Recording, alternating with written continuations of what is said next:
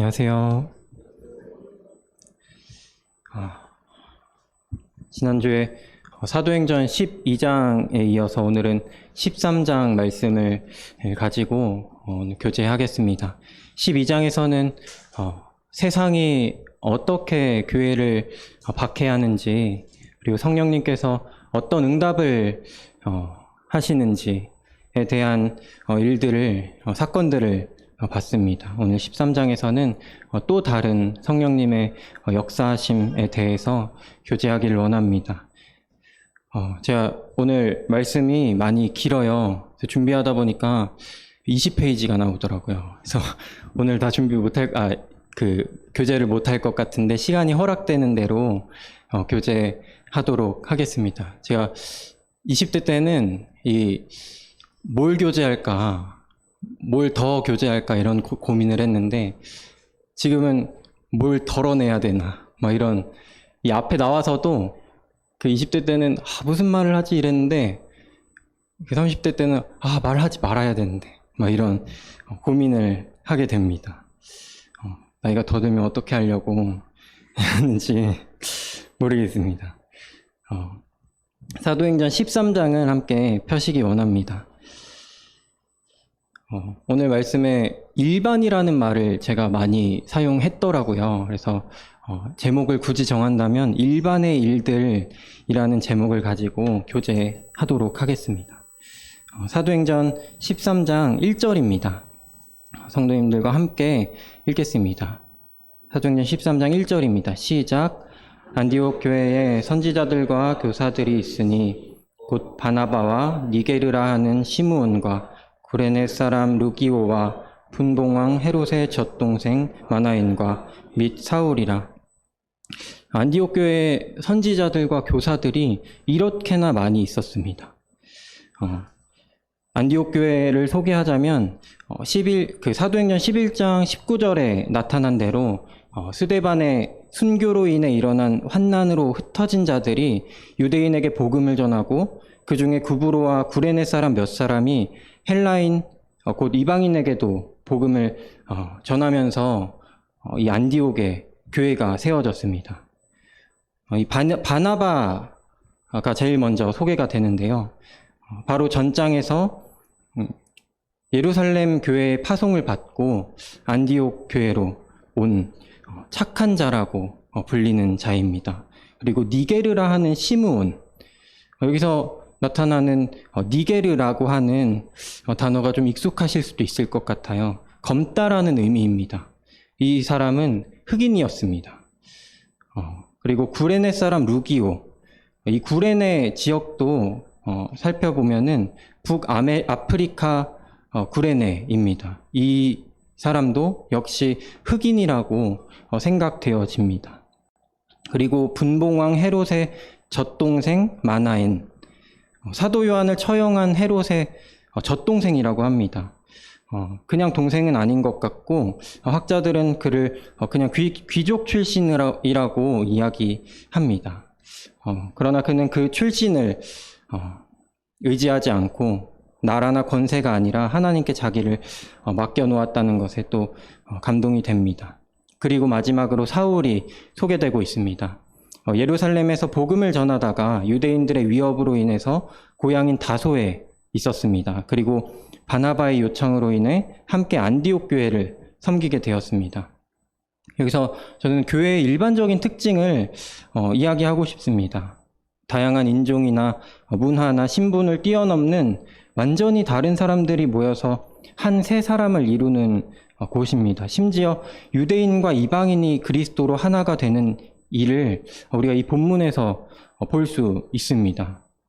저는 이것이 마땅하다고 여겨집니다. 교회의 인종이나 문화나 신분, 그리고 나이 등에 우리에게 유익하다고 혹은 무익하다고 여기는 것들을 배설물로 여기는 일이 필요합니다. 아마 이 지역적인 특색과 이 교회가 세워진 어떤 사연으로 인해서 인종과 문화와 신분을 초월한 교회의 특징은 이 안디옥 교회에 더 분명하게 나타났다고 여겨집니다. 이로 인해서 이 교회가 이방인을 위한 사도를 세우기에 적합한 모습을 갖추게 되었습니다. 2절 말씀 함께 읽겠습니다. 사도행전 13장 2절입니다. 시작. 주를 섬겨 급식할 때에 성령이 이르시되 내가 불러 시키는 일을 위하여 바나바와 사울을 따로 세우라 하시니. 금식 잘하고 계신가요? 금식하는 일은 마음을 찢는 일이라고 여겨집니다. 요엘서 2장 13절에 보면 너희는 옷을 찢지 말고 마음을 찢고 너희 하나님 여호와께로 돌아올지어다 하는 말씀이 생각이 났고요. 레위기 23장 27절에도 이게 금식이 아닌가 하는 그 말씀이 나타납니다. 일곱째 달 열흔날은 속죄일이니 너희는 성회를 열고 스스로 괴롭게 하며 여호와께 화제를 드리고, 이 말씀에서 말하는 스스로 괴롭게 하는 일이 곧 금식이 아닐까 하는 생각이 듭니다. 교회가 한 마음 한 뜻으로 그리고 같은 목적을 가지고 금식하며 기도하는 일은 성령님의 음성을 들을 수 있는 가장 일반적인 방법이라고 여겨집니다. 금식하는 마음으로 드리는 기도가 교회에 생명이 된다고 생각합니다. 나는 금식함으로 죽고 주께서 사시라고 부르짖는 일, 이 일이 우리에게 필요합니다. 육신의 생명이 떡에 있지만 그 떡을 의지하지 않고 우리 진짜 생명을 주관하시는 하나님을 의지하는 일이라고 생각합니다. 저는 사실 원래 아침을 안 먹습니다. 그리고 이 굶는 것에 대한 어떤 페널티가 별로 없어가지고 그 미디어 금식을 하게 됐습니다. 상당히 유익이 됐습니다. 그동안 즐겼던 그 즐거움 이런 것들을 다 차단하니까 상당히 심심했습니다. 그 심심함이 주는 이 상당한 공허함이 제게 기도하는 마음을 주었습니다. 다음 캠프를 준비할 때에는 이것과 동시에 점심이나 저녁 한 끼를 먹지 말아볼까 하는 생각도 들었습니다. 교회에 많은 구도자들이 있습니다. 이들이 구원을 받기 위해서는 악한 영들과의 싸움과 성령의 능력을 구하는 일이 필요합니다. 복음을 전하는 형제님들과 자매님들, 그리고 상담자들과 구도자들의 구원을 위해서 기도해 주시기 원합니다. 특별히 복음 상담자 시간대에 교제하는 사람에게 전적으로 맡기는 것이 아니라 교회가 기도로 그 시간을 다 같이 함께하면 참 좋겠다고 생각되어집니다. 성령님이 일하시는 일반적인 방법이 교회에 있다고 여겨집니다. 성령님은 교회를 통해서 일하십니다. 바나바가 스스로 안디옥 교회에 온 것이 아니라 예루살렘 교회의 소원과 판단에 따라 예루살렘 교회가 바나바를 안디옥에 보낸 것처럼 성령님은 교회를 통해서 일하십니다. 2절에 이 성령님의 목소리가 나타납니다. 내가 불러 시키는 일을 위하여 바나바와 사울을 따로 세우라 하시는 이 음성은 어떤 개인에게 주시는 것이 아니라 성령님께서 교회에게 하시는 말씀입니다. 성령님의 음성입니다. 물론 베드로에게는 개인에게 이야기하시는 듯 했지만 그 의도는 분명하게 교회가 이방인들을 대하는 태도를 변화시키기 위함이었다고 생각되어집니다. 들을 수 없는 완고한 교회에 역사하시는 일반적이지 않은 하나님의 방법이라고 생각합니다. 신앙생활에 있어서 이 일을 깨닫는 일이 중요하다고 생각합니다.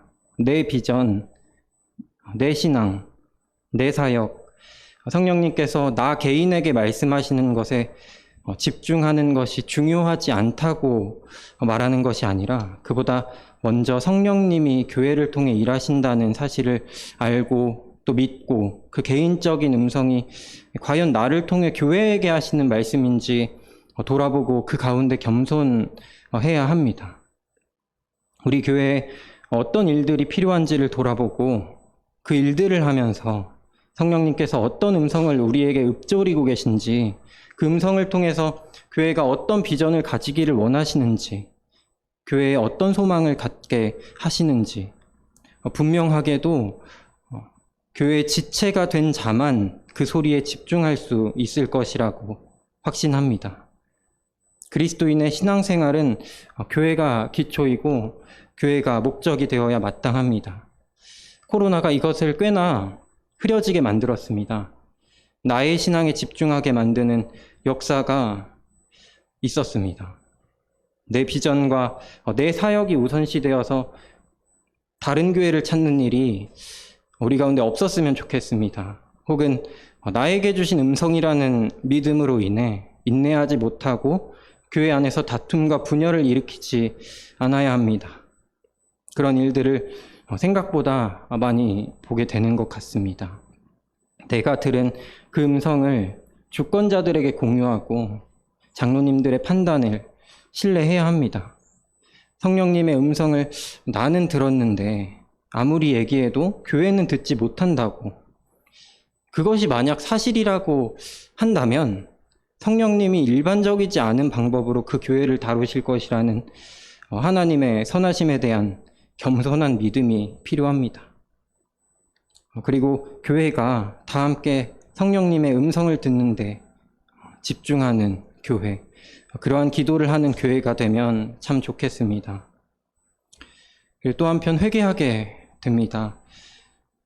저는 누군가 선교를 나간다던가 교회를 개척한다거나 하는 이야기를 들었을 때 심지어 교회 안에서 어린이회를 섬긴다던가 학생회를 섬긴다고 할 때조차 솔직히 온전히 그 성도 개인 혹은 그 가정의 영역이라고 생각했습니다. 나와는 크게 상관없다고, 가면 가는 거고 아니면 아닌 거고 하는 생각을 가지고 있었다는 사실을 깨달았습니다. 함께 기도하지 않았습니다. 함께 고민하거나 교회에 말씀하시는 성령님의 음성을 들으려는 마음이 전혀 없었습니다. 사도행전 16장 3절 읽겠습니다. 함께 읽겠습니다. 시작.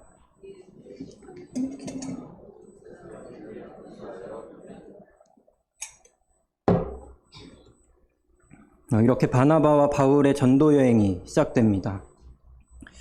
교회가 두 사람에게 안수합니다. 저는 이 안수라는 단어에 굉장한 편견을 가지고 있습니다. 굉장히 이단 같다.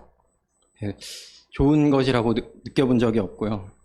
어떤 교회에서 안수 기도를 한다라고 하면은 이단일 것이다. 이렇게까지 생각하기도 했습니다.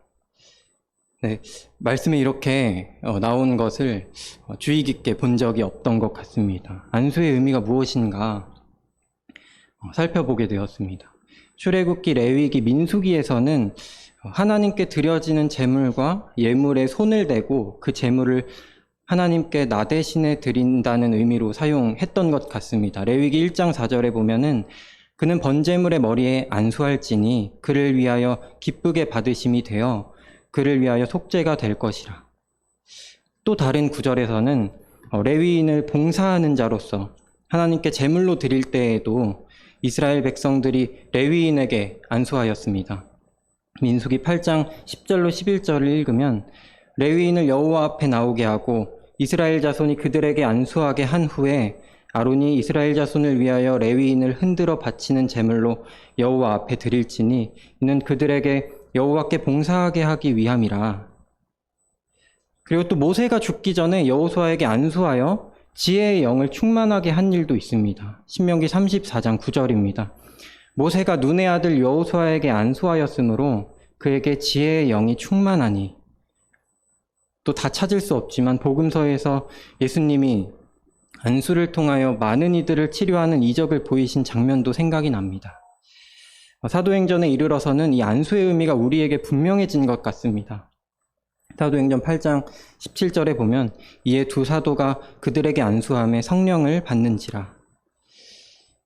이를 좀 제가 주관적으로 해석해보면, 종합해보면 안수하는 일은 어떤 성도를 하나님께 거룩한 산 제물로 드리는 일이 됨과 동시에 하나님께 드려진 자에게 성령이 충만하게 되는 일이라고 여겨집니다. 물론 이 행위 자체가 중요한 것은 아닌 것 같습니다. 안수하는 사람의 마음과 안수를 받는 사람의 마음이 모두 하나님께 드려지기를 원하고 성령이 충만하게 되기를 원하는 가운데 축복하며 기도하는 일, 이 내면의 것이 더 중요하다고 여겨집니다. 이 안수라는 단어를 검색해 봤는데 여러 구절 가운데 제 마음에 깊이 남는 말씀이 있었습니다. 바로 디모데후서 1장 6절 말씀이었는데요. 제가 읽겠습니다. 그러므로 내가 나의 안수함으로 너의 속에 있는 하나님의 은사를 다시 부릴 듯하게 하기 위하여 너로 생각하게 하노니. 바울의 안수함으로 디모데 속에 있는 하나님의 은사를 다시 부릴 듯하게 하기 위한다고 이야기하고 있습니다. 이 말씀을 보자마자 제가 참 사랑하는 잃어버린 것만 같은 한 형제가 생각이 나서 눈물이 났습니다. 그에게 안수하는 것으로 그 속에 있는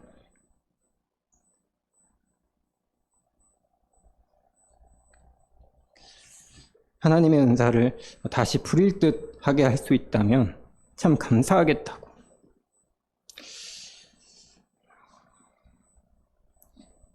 심지어는 어젯밤에 그 일을 하는 꿈을 꿨습니다. 어디 소소문에서 술래잡기라도 해야 할까 하는 생각도 들기도 합니다. 바울이 디모데를 사랑하는 그 마음을 들여다볼 수 있어서 참 감사했습니다. 우리에게 그런 성도가 있기를 원합니다. 기도하시고 또 언젠가 지금 옆에 있는 성도가 무너졌을 때 안수하는 마음으로 기도해 주시면 감사하겠습니다. 그리고 성령님께서 우리에게 대해 사실은 언제나 안수하고 계시다고 여겨집니다. 그리고 그 하나님의 은사를 계속해서 부릴 듯하게 하기 위한 기도를 하시며 우리의 응답을 기다리고 계시다는 생각을 해봅니다.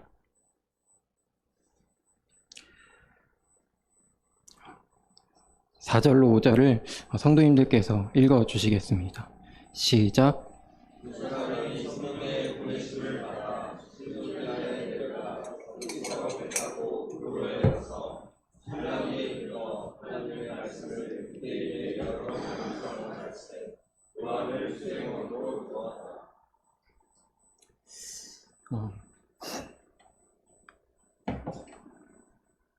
두 사람이 안디옥 교회의 파송을 받아서 전도 여행이 시작되었습니다. 이제부터 꽤 긴 시간 동안 1차, 2차, 3차 로마 여행이 지속될 텐데 제가 원래 지도를 나눠드리려고 했는데 준비가 좀 늦었어요. 이 프린트가 안 되는 줄 모르고 프린트를 못 해왔습니다. 그래서 그 일꾼방에 올렸는데 그 각 부서 방에 올려주시면 도움이 될 것 같습니다. 나눠드린 지도를 자주 보면 좋을 것 같습니다. 일부러 아무런 표시도 안 된 지도를 드렸습니다. 지명만 표시가 됐고요. 직접 표기도 해보시면서 지명이 익숙해지고 어디서 어디로 가는지 머릿속에 그려지면 조금 더 생생하고 분명하게 이 일들을 마주할 수 있다고 여겨집니다. 전도여행의 첫 행선지는 구브로라는 섬의 살람이라는 지역입니다. 이 구브로라는 섬은 바나바의 고향입니다. 사도행전 4장 36절을 보면은 구브로에서 난 레위족 사람이 있으니 이름은 요셉이라 사도들이 일컬어 바나바라 하니. 첫 행선지가 바나바의 고향이라는 사실은 이 무리의 리더가 누구인지 추측할 수 있다고 여겨집니다.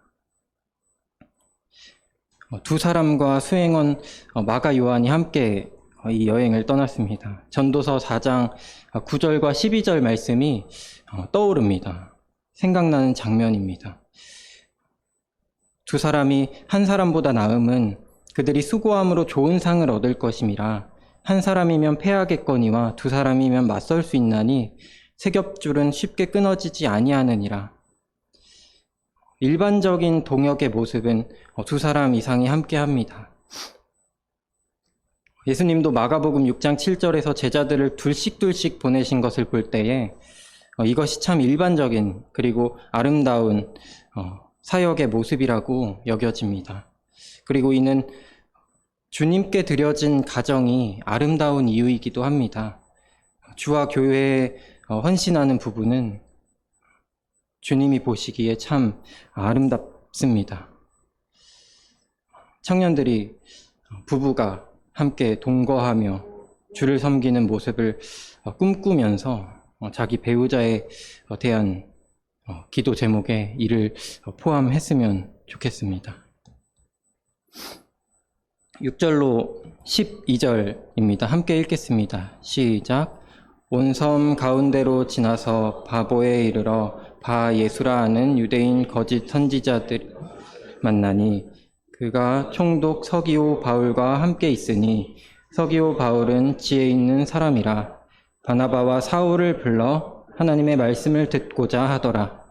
이 마술사 엘루마는 마술사라. 그들을 대적하여 총독으로 믿지 못하게 힘쓰니 바울이라고 하는 바울이 성령이 충만하여 그를 주목하고 이르되 모든 거짓과 악행이 가득한 자여 마귀의 자식이여 모든 의의 원수여 주의 바른 길을 굳게 하기를 그치지 아니하겠느냐. 보라 이제 주의 손이 내 위에 있으니 내가 맹인이 되어 얼마 동안 해를 보지 못하리라 하니 즉시 안개와 어둠이 그를 덮어 인도할 사람을 두루 구하는지라. 이에 총독이 그렇게 된 것을 보고 믿으며 주의 가르치심을 놀랍게 여기니라. 살라미에서 바보로 온 섬 가운데로 지났다고 합니다. 성경에 나타나 있진 않지만 구브로 섬에는 올림푸스 산이 있는 트루도스라는 산맥이 있습니다. 이 올림푸스 산의 최고 높이는 한라산의 높이보다 조금 더 높습니다. 지도를 찾아보고는 왜 굳이 온 섬 가운데로 지났을까? 내비게이션으로 찾아보니까 꼭대기는 안 가도 되지만 1262m를 올라갔다가 다시 내려오는 가운데 크고 작은 언덕까지 합하면 거의 2000m를 오르락내리락 해야 바보에 도착하게 됩니다. 걸어서 37시간입니다. 며칠이 걸린지는 모르겠지만 참 체력이 대단하다고 여겨집니다. 그리고 복음을 전하기 위한 이 사람들의 행군은 참 감동이 됩니다. 종종 제가 아내에게 하는 말이 있습니다. 여보, 부끄러움을 아는 어른이 되려면 어느 정도 체력이 좋아야 하는 것 같아. 아내가 지금 임신한 상태로 지하철을 통해 출퇴근을 하는데 10중 8구 비임산부가 임산부석에 앉아 있다고. 그 중에서 70%는 노약자석에 앉기는 좀 눈치 보이는 정도의 여성들이라고 합니다. 앞에 임산부 배지를 달고 서 있어도 자는 척을 하거나 못 본 척을 하거나 핸드폰을 본다고 합니다. 처음에는 이 사실을 보면서 정말 못됐다고 화를 내기도 했는데 저희 어머니도 앉으신대요. 곰곰이 생각해봤는데 이게 체력이 없어서일 수도 있겠구나 생각을 합니다. 체력이 없으면 나만 생각하게 됩니다. 저희 어머니는 그 배지를 이렇게 찾아보신다고 하니까 조금 다를 수도 있습니다.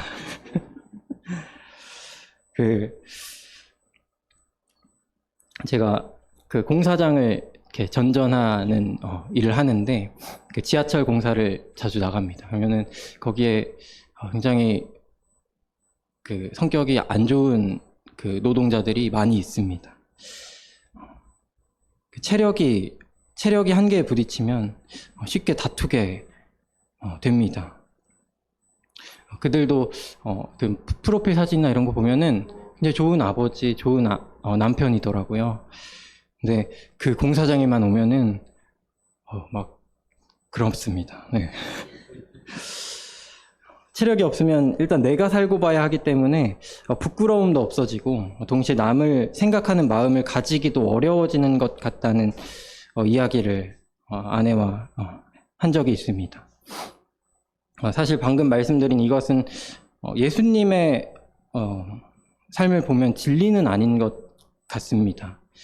제 개인적인 의견일 뿐이지만 이 이야기를 하는 것은 우리가 다름이 아니라 복음을 전하기 위해서도 교회를 섬기기 위해서도 건강을 챙기고 체력을 기를 필요가 있다고 생각했습니다. 우리가 돈을 경히 여기지 않는 것처럼 이 썩어질 육신도 그러합니다. 우리에게 허락하시는 동안 육체의 연단을 통한 약간의 유익을 가지고 말씀을 더 많이 대하고 더 맑은 정신으로 간절히 기도함으로 범사에 유익한 경건함을 도모할 수 있다고 여겨집니다. 성도들이 득근, 근육을 얻기 위해서가 아니라 육체의 아름다움이나 단순히 오래 살기 위해서가 아니라 영혼들을 얻기 위해서 더 오래 말씀을 전하고 더 오래 가르치기 위해서 더 오래 교제하고 더 오래 교회를 섬기기 위해서 할 수 있다면 하나님이 허락하시는 범위 안에서 우리 성도님들이 건강하셨으면 좋겠습니다. 별명이 바예수인 마술사 엘루마가 출연합니다. 마술사 엘루마의 별명은 바예수라고 합니다. 바예수라는 말의 뜻은 예수의 아들입니다. 혹은 구원의 아들이 됩니다. 그리고 엘루마라는 이름은 마술사, 여기서 말하는 이 마술사의 의미는 박수 혹은 무당의 그것과 크게 다르지 않다고 합니다. 이처럼 구원의 아들이라고 불리어지는 엘루마라는 사람은 예수님과 비슷한 기적들을 귀신의 힘을 빌려서 행했을 것 같습니다. 온전히 자기의 유익을 위해서, 또 왕의 곁에 서기 위해서입니다. 이처럼 귀신의 힘을 사용하는 마술사들은 예부터 있었습니다.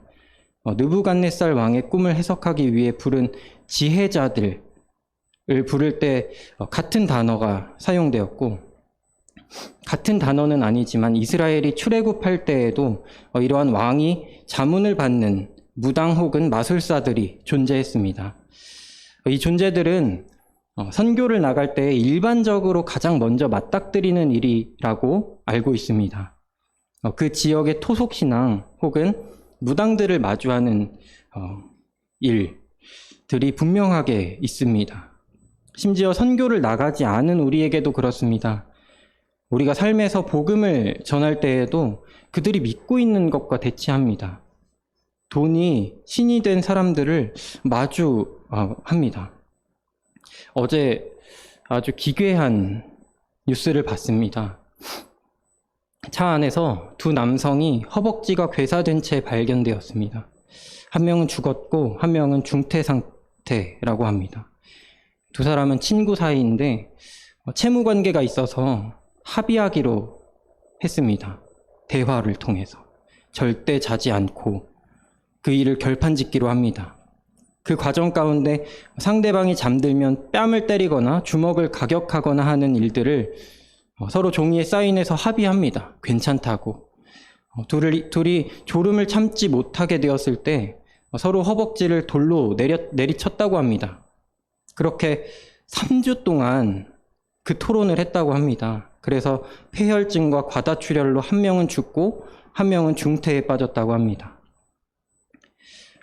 이 사건을 보면서 돈이 하나님이 되지 않고서야 이런 일이 있을 수가 없다는 생각을 했습니다. 참 두려운 일입니다. 또 과학을 믿는 사람들이 있고요.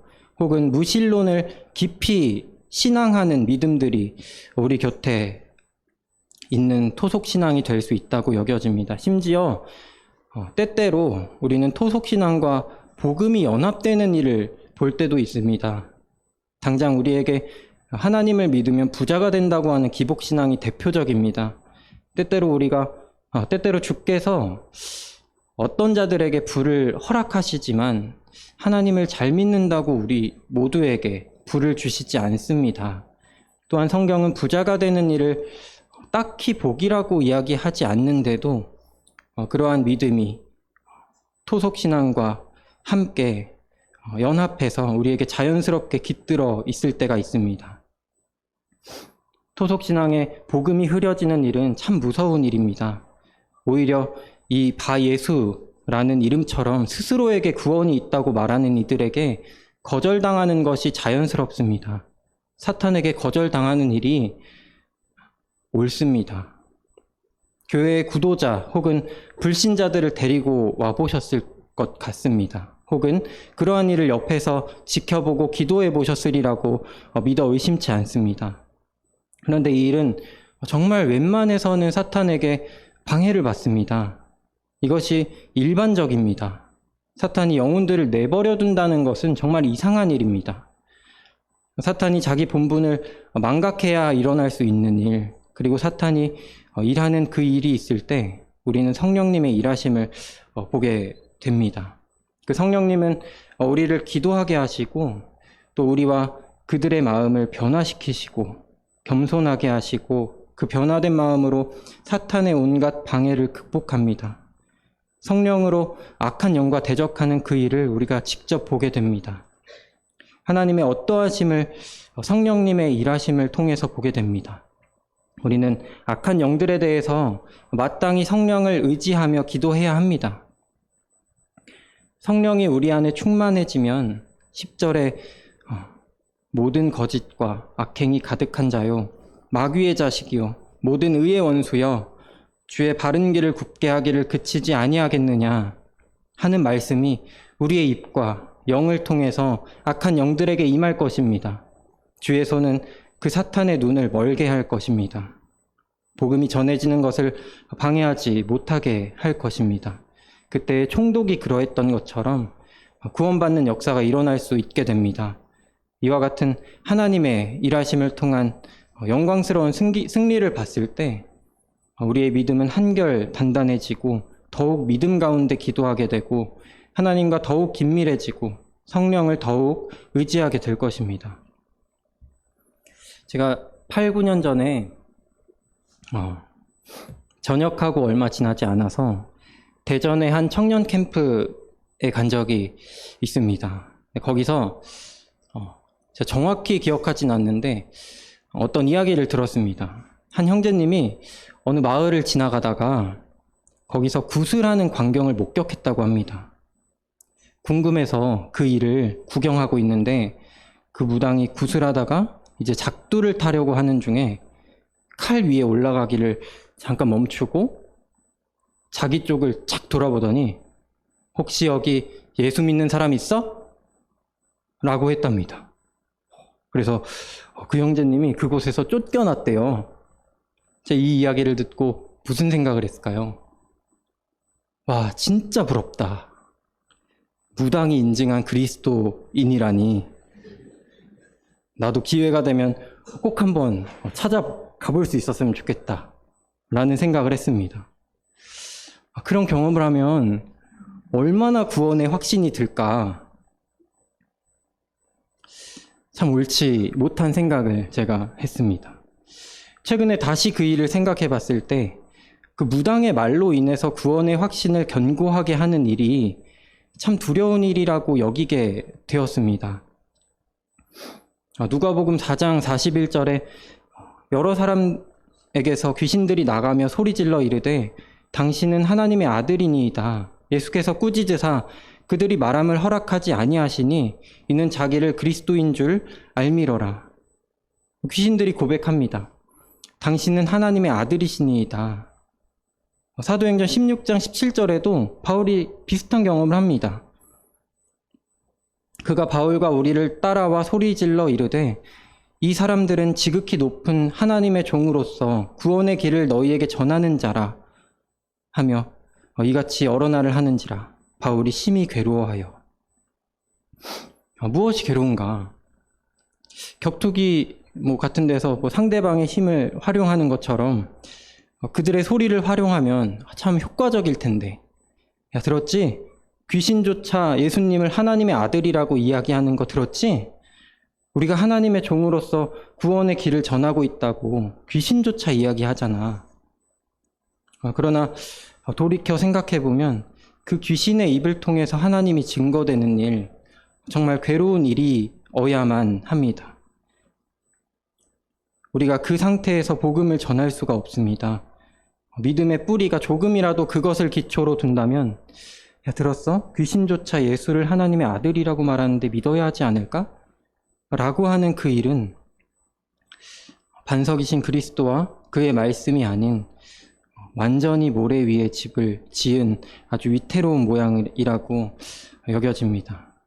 하나님이 이적도 신비한 일도 아닌 예수 그리스도의 순전한 말씀으로 저와 여러분을 구원하셨다는 사실에 참 감사가 됩니다. 귀신이 아닌 우리 성도들의 입술도 조금은 조심할 필요가 있다고 여겨집니다. 내일부터 많은 구도자들이 복음을 듣고 성도들과 상담을 하게 될 것입니다. 그들이 먼저 말씀이 믿어진다고, 말씀이 진리라고 믿어지고, 말씀이 예수님이라고, 이제 내가 사망에서 생명으로 옮겨졌다고, 내가 하나님을 사랑한다고, 내가 침례를 받지 않을 이유가 없다고, 빌립이 만난 내시처럼 그렇게 고백하기 전에 우리가 굳이 너가 구원받았다고 침례를 준비하라고 말하는 일은 정말 위험한 일이 될 수 있습니다. 내 말에 의지한 믿음을 심어주지 않는 일, 우리가 열심히 복음을 전하는 일만큼이나 그 인내와 절제가 우리에게 중요하게 여겨져야 할 일이라고 생각합니다. 스스로 알 수밖에 없습니다. 하나님을 사랑하는지, 예수 그리스도가 내 안에 있는지, 혹은 그렇지 않은지 우리가 모를 수가 없습니다. 아침에 일어나서 밥을 해줬다고, 내 돈을 주고 밥을 사줬다고, 너 그렇다면 그 사람을 사랑하는 거라고 내 아내가, 혹은 내 자녀가, 혹은 내가 사랑하는 성도들이 누군가 그런 이야기를 듣고 비로소 나를 사랑한다고 확신하거나 고백하지 않기를 정말 간절히 소원합니다. 다만 우리가 말씀을 통해 하나님을 사랑하는 그 사랑을 고백하고 그 말씀을 교제할 때 자신의 사랑을 자연스럽게 고백하는 자들이 있을 것입니다. 13절로 15절 말씀을 함께 읽겠습니다. 시작. 바울과 및 동행하는 사람들이 바보에서 배 타고 밤빌리아에 있는 버가에 이르니 요한은 그들에게서 떠나 예루살렘으로 돌아가고 더 나아가 비시디아 안디옥에 이르러 안식일에 회당에 들어가 앉으니라. 율법과 선지자의 글을 읽은 후에 회당장들이 사람을 보내어 물어 이르되 형제들아 만일 백성을 권할 말이 있거든 말하라 하니, 이제 바보에서 버가로, 또 버가에서 비시디아 안디옥으로 그 일행이 이동합니다. 이제 바울 일행이 바보에서 밤빌리아에 있는 버가로 배를 타고 이동합니다. 바로 이후에 마가 요한은 이 무리에서 떠나서 예루살렘으로 돌아갑니다. 이는 나중에 2차 전도여행을 떠나기 전 바울과 바나바가 다투게 되는 원인이 됩니다.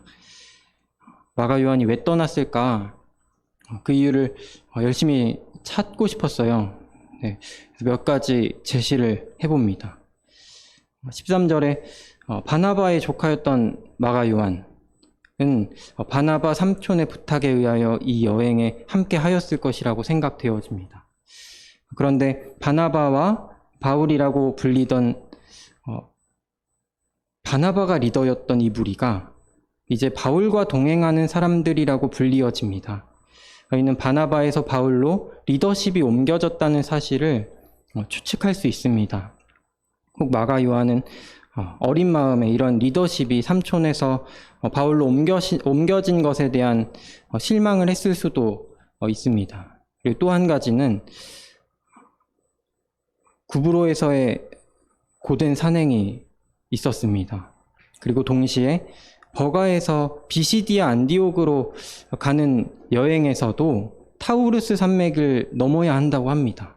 이 산맥은 심지어 강도가 질비하고 비가 오면 강이 넘친다고 하는 산맥이라고 합니다. 아마 고린도후서 11장 에서 나타나는 강도의 위험과 강의 위험이 이 산맥을 넘을 때 경험했지 않을까 생각합니다. 이처럼 이전과 맞먹는 혹은 더 고된 여행이 예정된다는 소식은 그의 마음을 꺾기에 충분했을 수도 있겠습니다.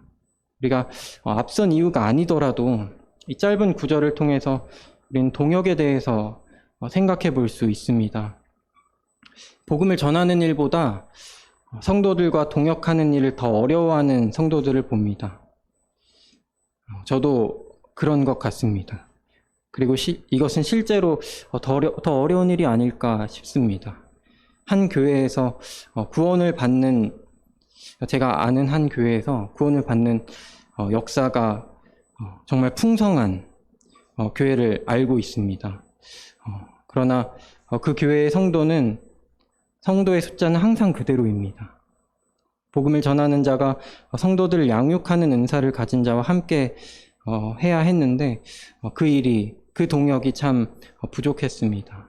우리가 나이가, 성향이, 성격이, 출신이, 또 외모가 다 다릅니다.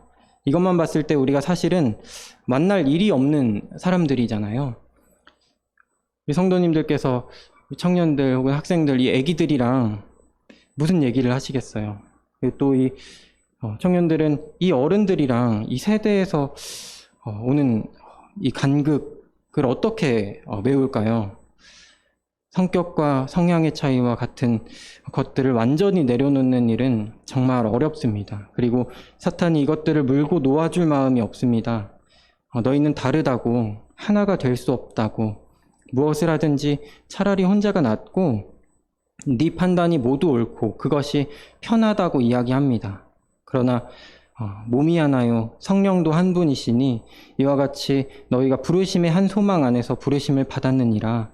주도 한 분이시요 믿음도 하나요 침례도 하나요 하나님도 한 분이시니 평안에 매는 줄로 성령이 하나 되게 하신 것을 힘써 지키라고 말씀은 이야기하고 있습니다. 우리는 주 안에서 동역, 곧 같은 일을 하는 자들입니다. 동역하는 일에 힘쓰고 또 기도해야 할 필요가 있습니다. 바울과 바나바가 비시디아 안디옥의 회당에 도착했습니다. 잠깐 이 유대인의 회당에서 어떤 예배를 드리는지 소개하고자 합니다. 이 회당 예배는 매 안식일마다 다음과 같은 순서로 진행이 되었다고 합니다. 쉐마의 암송을 먼저 하는데요. 하나님께 대한 신앙 고백과 그의 말씀에 대한 태도를 가르칩니다. 신명기 6장 4절로 9절과 11절 13절로 21절 그리고 민수기 15장 37절로 41절을 말씀을 두고 교제를 하고 가르칩니다. 신명기 6장 4절로 9절을 읽으면 참 감동이 됩니다. 이스라엘아 들으라. 우리 하나님 여호와는 오직 유일한 여호와시니 너는 마음을 다하고 뜻을 다하고 힘을 다하여 내 하나님 여호와를 사랑하라. 오늘 내가 내게 명하는 이 말씀을 너는 마음에 새기고 내 자녀에게 부지런히 가르치며 집에 앉았을 때에든지 길을 갈 때에든지 누워있을 때에든지 일어날 때에든지 이 말씀을 강론할 것이며 너는 또 그것을 내 손목에 매어 기호를 삼으며 내 미간에 붙여 표로 삼고 또 내 집 문설주와 바깥문에 기록할지니라. 이런 가르침이 끝나면 기도를 합니다. 그 중에서 기도문을 읽었는데요. 가장 중요한 기도문이 쉐몬의 에스레라고 합니다. 18가지 찬양이라고 합니다. 그 중에서 두 가지 그 찬양을 함께 교제하기를 원했습니다. 첫 번째가 주님은 복되도소이다. 오 주 아브라함의 하나님, 이삭의 하나님, 야곱의 하나님, 지극히 높으신 하나님이시여 주님은 천지의 창조자시요 방패시며 우리 조상들의 방패시옵니다. 주님은 복되도소이다. 오 주 아브라함의 방패시여. 그리고 여섯 번째 찬양입니다. 우리를 용서하소서 우리 아버지시여 우리가 주님에게 죄를 지었사옵나이다. 우리의 죄를 도말하사 주님의 눈앞에서 우리의 죄가 소멸되게 하옵소서. 주님은 복되도소이다. 오 주 관대히 용서하시는 분이시여. 이 기도가 끝나면 율법과 선지서의 낭독이 있습니다. 그 주 안식일을 위해 율법에서 발췌한 성구를 낭독합니다. 모세오경은 154개의 발췌문으로 나뉘어져 있고 3년마다 한 번씩 그 주기가 돌아옵니다. 이것이 끝나면 예언서에서 발췌한 성구가 낭독이 됩니다. 그리고 나서 설교가 뒤따랐습니다. 설교는 회당장이 지명을 하거나 자원자가 하였습니다. 우리 본문의 15절에 보면은 율법과 선지자의 글을 읽은 후에 회당장들이 사람을 보내어 물어 이르되 형제들아 만일 백성을 권할 말이 있거든 말하라 하니, 여기서 성경 낭독 후에 바울에게 그 설교를 부탁하는 장면이 될 수 있을 것 같습니다. 설교 후에 축복을 합니다. 장로 중에 한 사람이나 회당장이 하였고 회중은 아멘으로 화답하였습니다. 이는 민수기 6장 24절로 26절의 말씀을 두고 축복을 하였습니다. 이 이야기를 굳이 한다고 생각되어진대요, 저도. 근데 뭔가 그림이 그려졌으면 좋겠다는 마음이 있었습니다. 회당장이 율법과 선지자의 글을 읽은 후에 바울과 바나바에게 백성들에게 권할 말이 있거든 하라고 이야기합니다. 앞으로도 회당에서 바울이 복음을 전하는 그런 장면들이 나오는데요. 아마 이 시간을 활용해서 했다고 여겨집니다. 이에 대해서 바울이 회당에 있는 백성들에게 이야기하는 내용이 16절부터 41절의 내용입니다. 제가 시간이 있으면 읽고 싶었는데요. 읽으면 끝날 것 같아서 제가 간략하게 요약을 하겠습니다. 이스라엘을 애굽에서 건지시고 가나안 땅을 점령하게 하시고 사무엘의 때까지 사사를 주시고 이후에는 그들의 요청대로 왕, 곧 사울 왕을 허락하시고 그 후에 다윗 왕을 주시고 다윗 왕의 후손으로서 예수를 나게 하시고 예수 이전에 사도 요한을 통해 회개의 침례를 전파하셨음에도 성경과 예수님을 깨닫지 못한 자들이 예수를 나무에 달려 죽게 하고 무덤에 두었으나 또 하나님께서 이 예수를 죽은 자 가운데서 살리시고 그 부활한 모습을 여러 사람들에게 보이심으로 이 바울과 같은 사람들이 이렇게 증인이 되어 이스라엘에게 주신 약속을 전파하러 왔습니다. 다윗은 썩음을 당하였으나 예수님은 썩음을 당하지 아니하였고 이제 율법이 아닌 이 예수 그리스도를 힘입어 죄사함을 입는다고, 그를 믿는 자마다 의롭다 하심을 얻는다고 이야기하고 있습니다. 이 바울의 어떤 이 설교를 듣고 또 이해하는 것만으로 참 감동이 있습니다. 기회가 되면 한번 읽어보시기를 원합니다. 이 바울을 통해 나타나시는 성령님의 그 능력이 참 아름답다고 여겨집니다. 바울의 이 설교, 이 일반의 복음이 앞으로 이렇게 상세하게 기록되지가 않습니다. 아마도 항상 같은 내용이라고 할 수는 없을 수 있지만 앞으로 생략될 복음의 내용에 대해서 이러한 복음이 전해졌다고, 이런 설교를 바울이 했다고 조금 상세하게 16장을 통해 기록하신 것 같습니다. 예를 들면 당장 14장 1절에 회당에 들어가 말하니, 14장 21절에 복음을 그 성에서 전하여, 또 17장 2절에 보면은 바울이 자기의 관례대로 그들에게로 들어가서 새 안식일 성경을 가지고 강론하며, 여기서의 강론 18장 4절에도 안식일마다 바울이 회당에서 강론하고 유대인과 헬라인을 권면하니라. 이런 장면들을 볼 때 조금 전에 읽은 13장 16절로 41절의 내용을 기억하면 참 좋을 것 같습니다. 42절로 45절을 우리 함께 읽겠습니다. 사도행전 16장 42절로 45절입니다. 시작. 그들이 나갈새 사람들이 청하되 다음 안식일에도 이 말씀을 하라 하더라. 회당의 모임이 끝난 후에 유대인과 유대교에 입교한 경건한 사람들이 많이 바울과 바나바를 따르니 두 사도가 더불어 말하고 항상 하나님의 은혜 가운데 있으라 권하니라. 그 다음 안식일에는 온 시민이 거의 다 하나님의 말씀을 듣고자 하여 모이니 유대인들이 그 무리를 보고 시기가 가득하여 바울이 말한 것을 반박하고 비방하거늘.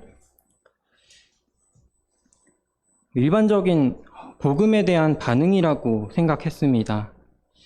하나님의 말씀으로 인해 그 말씀을 더 듣고자 하거나 그들이 말한 것을 반박하고 비방하는 일이 그들 가운데 있었습니다. 이 마음을 건드리는 일,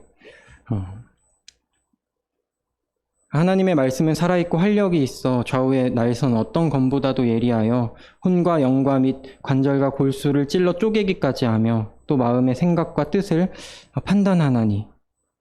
참 이 말씀처럼 복음이 가진 일반적인 능력이 이러하다고 생각되어집니다. 이것을 들은 사람들의 일반적인 두 가지 반응이라고 여겨집니다. 근데 그러나 현재 우리에게 있어서 이런 일은 사실 일반적이지 않다. 참 고민이 됐습니다. 왜일까? 왜 복음을 아주 거절하거나 아주 받아들이는 어쩌면 이 당연스러운 현상이 우리에게는 아주 특별한 일이 되었는가? 몇 달이고 몇 년이고 이도저도 아닌 지지부진해 보이는 영혼들의 상태는 과연 무엇인가? 고민하게 되었습니다. 무엇보다도 복음을 전할 때 이 일반적인 반응을 전혀 기대하지 않는 제 모습이 고민이 되었습니다. 말씀을 준비하며 며칠을 고민하는 중에 말씀을 다시 읽어봤는데 이 복음을 듣는 자들이 누구인지 발견하게 되었습니다. 13장 16절에 이스라엘 사람들과 및 하나님을 경외하는 사람들, 26절에 형제들아 아브라함의 후손과 너희 중 하나님을 경외하는 사람들아, 43절에 유대인과 유대교에 입교한 경건한 사람들이. 저는 전부터 사도행전 10장의 고넬료가 어떻게 그가 구원을 못 받은 상태냐고, 경건하고 온 집안과 더불어 하나님을 경외하고 백성을 구제하고 하나님께 항상 기도하던 그 사람이 여전히 구원받지 못한 상태였다는 사실에 대해서 상당히 의문이 들었습니다. 그러나 그는 베드로를 통해 복음을 듣자마자 그리스도를 영접하였습니다. 복음을 받을 만한 준비가 다 된 사람은 이미 하나님을 공경하며 두려워하고 이미 하나님께 기도하고 있는 자들일지도 모르겠습니다. 이와 같이 비시디아 안디옥의 이들의 상태가 이미 복음을 들을 만한 마음의 밭이라는 생각이 들었습니다. 유대인 혹은 유대교 하면 막 바리새인, 사두개인, 율법학자, 예수님을 괴롭힌 사람들, 예수님을 십자가에 못 박은 자들, 사도들을 죽이고 교회를 핍박하는 자들이라는 저의 편견이 있습니다. 그러나 많은 경우 하나님께서 이전부터 그 마음밭을 갈아놓은 민족이라고 생각되어지기도 합니다. 그들 가운데 여전히 하나님을 경외하며 하나님께 기도하던 자들이 있었다는 사실을 깨닫게 됩니다. 그들이 회당에서 하던 그 기도, 우리를 용서하소서 우리 아버지시여, 우리가 주께 죄를 지었사옵나이다. 우리의 죄를 도말하사 주님의 눈 앞에서 우리의 죄가 소멸되게 하옵소서. 죄를 짓고 회개하는 기도와 그 죄에 대해 고민하는 사람들이 그들 가운데 있었습니다. 이 기도를 진심으로 하는 하나님께 드리던 자들이 이 바울과 바나바의 복음을 듣고 구원을 받을 수 있었다고 여겨집니다. 이제 우리의 목적이 분명해졌습니다. 하나님을 경외하는 자들은 복음을 듣고 그리스도를 힘입어 하나님께 나아갈 것이고, 아무런 마음이 없는 자들, 계속해서 말씀을 통해 마음밭이 계속 갈려야 합니다. 믿음은 들음에서 나며 그때 비로소 하나님을 경외하게 되고 자신의 죄를 회개하게 될 것을 기대하는 마음이 생깁니다. 46절로 52절 함께 읽겠습니다. 시작. 바울과 바나바가 담대히 말하여 이르되 하나님의 말씀을 마땅히 먼저 너희에게 전할 것이로되 너희가 그것을 버리고 영생을 얻기에 합당하지 않은 자로 자처하기로 우리가 이방인에게로 향하노라.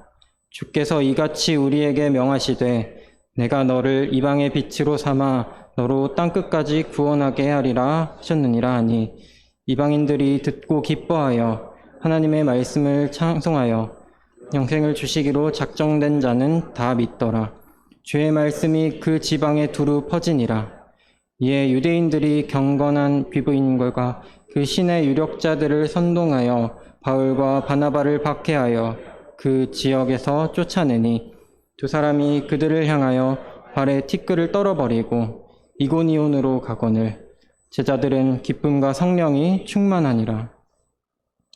이제 유대인들이 복음을 거절함으로 이방인에게 복음이 전해집니다. 바울이 스스로를 이방인의 사도라고 로마서에서 자신을 소개하고 있습니다. 그리고 로마서의 이방인의 구원에 대한 말씀들이 자세하게 소개되어 있습니다.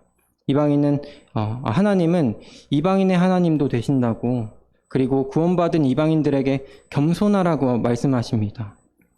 로마서 3장 29절에 보면은 하나님은 다만 유대인의 하나님이시냐, 또한 이방인의 하나님은 아니시냐, 진실로 이방인의 하나님도 되시느니라. 로마서 11장 17절로 20절을 보면은 또한 가지 얼마가 꺾이었는데 돌 감람나무인 내가 그들 중에 접붙임이 되어 참 감람나무 뿌리에 진액을 함께 받는 자가 되었은즉 그 가지들을 향하여 자랑하지 말라. 자랑할지라도 내가 뿌리를 보전하는 것이 아니요 뿌리가 너를 보전하는 것이니라.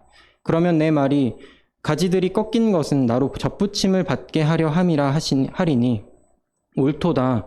그들은 믿지 아니함으로 꺾이고 너는 믿음으로 섰느니라. 높은 마음을 품지 말고 도리어 두려워하라. 이방인인 우리들이 유대인들을 바라보며 그들의 넘어짐이나 불신앙에 대해서 높은 마음을 품을 이유가 전혀 없습니다. 우리가 그 뿌리로부터 보전을 받습니다. 우리는 겸손함으로 하나님의 인자하심에 머물러 있어야 합니다. 그리고 유대인들과 이스라엘을 관심 있게 지켜보고 또 그들을 위해서 마땅히 기도해야 합니다. 동시에 예수 그리스도, 우리 주님의 다시 오심에 대해서 그들과 함께 소망할 수 있어야겠습니다.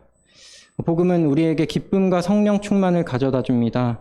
쫓겨나고 핍박받고 시험을 받더라도 그 생명을 얻은 기쁨과 그 내면의 성령님의 임재하심과 역사하심은 우리에게 어떤 것과도 바꾸지 못할 것이 됩니다. 내일부터 복음 캠프가 진행됩니다. 복음은 성도들에게도 당연하게 필요하고 능력이 됩니다. 우리 교회 모두가 하나가 되고 하나의 일에 누군가는 촬영하는 일로, 누군가는 청소하는 일로, 누군가는 차를 운전하는 일로, 누군가는 간식을 준비하는 일로, 누군가는 복음을 선포하는 일로, 누군가는 상담하는 일로, 누군가는 기도하는 일로 함께 동역하여 모두 함께 유익을 얻고 하나님의 일하심을 함께 보고 즐거워할 수 있었으면 좋겠습니다. 20페이지 다 했습니다. 기도하고 마치도록 하겠습니다.